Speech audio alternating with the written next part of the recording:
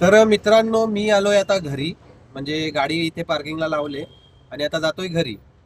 तर सकाळी 8 वाजता निघालो होतो आणि आता वाजलेले आहेत 12:30 आणि फक्त रॅपिडोवर मी भाडे घेतलेले आहेत, त्याचे पण झालेले आहेत 827 रुपये. आणि मी आज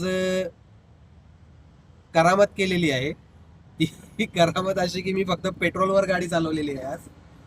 काल संध्याकाळी 250चा पेट्रोल भरला होता आणि आज 205चा भरला.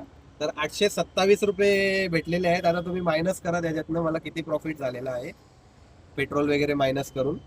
तर आता पेट्रोल तसा आहे, अजून भाडे मारले तर भेटू शकतात. तर मित्रांनो, आजची ही परिस्थिती सेमच आहे. गॅस पंप बंद आहेत.